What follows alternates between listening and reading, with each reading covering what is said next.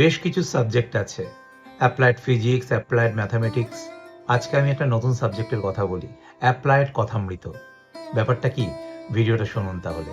অনেকেই আমাকে বলেন, দাদা অনেক বছর ধরে কথামৃত পড়েছি, অনেকবার পড়েছি, কিন্তু তা সত্ত্বেও মানসিক শান্তি কিছুতে পাচ্ছি না।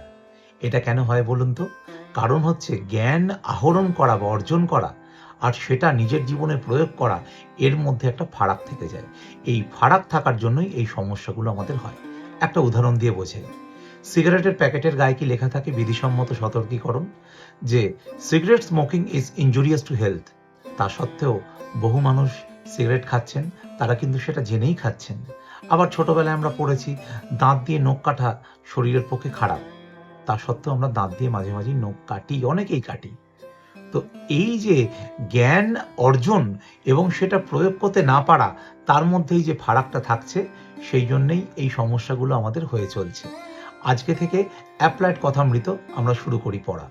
কথামৃত থেকে যে কোনো একটা বাণী তুলে নিন ঠাকুরের, এবং সেটা 7 দিন 10 দিন ধরে একটানা নিজের ওপর প্রয়োগ করতে থাকুন। দেখুন না কি হয়। আজকেই একটা টাস্ক আমি আপনাদের দিই। ঠাকুরের একটা বাণী আছে, সমস্ত কাজ করবে কিন্তু মন ঈশ্বরে ফেলে রাখবে। চলুন আগামী 1 সপ্তাহ বা 10 দিন আমরা এই বাণীটির ওপর নিজেদের জীবনে সেটা প্রয়োগ করি। দেখুন না কি হয়। চেষ্টা তো করে দেখি।